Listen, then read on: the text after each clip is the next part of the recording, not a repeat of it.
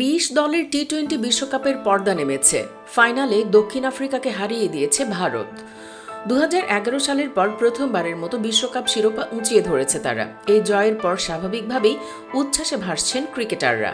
একই সঙ্গে মোটা অঙ্কের প্রাইজ মানিও পাচ্ছে ভারত। প্রাইজ মানি পেয়েছে বাকি দলগুলো। এছাড়া দেওয়া হয়েছে কিছু ব্যক্তিগত পুরস্কারও। বিস্তারিত থাকছে ভিডিওটির বাকি অংশে। রোমাঞ্চকর ফাইনালে দক্ষিণ আফ্রিকাকে ৭ রানে হারিয়ে টি-20 বিশ্বকাপ জিতল ভারত।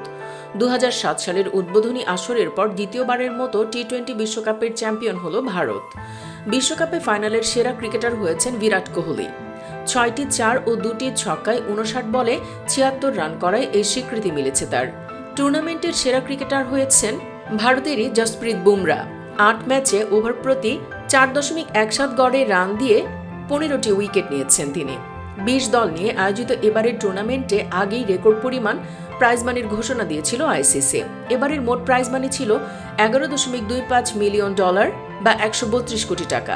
এর মধ্যে চ্যাম্পিয়ন ভারত প্রাইজ মানি হিসেবে পাচ্ছে $২.৪৫ মিলিয়ন মার্কিন ডলার বা বাংলাদেশি মুদ্রায় ২৮ কোটি ৭৫ লাখ টাকারও বেশি।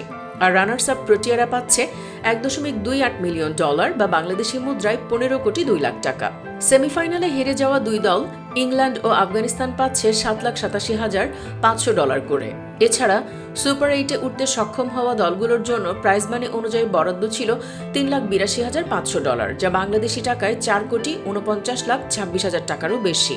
অর্থাৎ এই পরিমাণ টাকা শুধু প্রাইজ মানি হিসেবেই পাচ্ছে বাংলাদেশ। এছাড়া বিশ্বকাপে প্রতিটি ম্যাচ জয়ের জন্য দলগুলো পাচ্ছে $৩১,১৫৪। সে অনুযায়ী ৩ ম্যাচ জেতা বাংলাদেশ পাচ্ছে $৯৩,৪৬২। বাংলাদেশি মুদ্রায় যার পরিমাণ $১,৯,৭৭,৬৫৩ টাকা।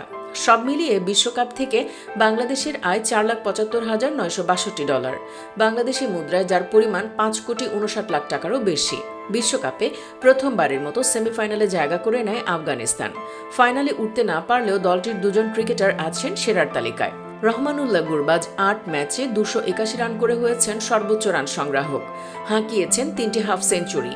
৮ ম্যাচে ১৭ উইকেট করে নিয়ে সর্বোচ্চ উইকেট শিকারী আর্শদীপ ও ফজল হক ফারুকী। প্রাইজ মানি হিসেবেও তারা বাংলাদেশের থেকে বেশি পেয়েছে। সুপ্রিয় দর্শক, ভারতের শিরোপা জেতায় আপনি কি খুশি নাকি অখুশি? কমেন্টে জানাতে পারেন আপনার মতামত। জানাতে ভুলবেন না ফাইনালে কোন দলকে সমর্থন দিয়েছেন। আর অবশ্যই ভিডিওটি লাইক শেয়ার করুন। ধন্যবাদ সবাইকে।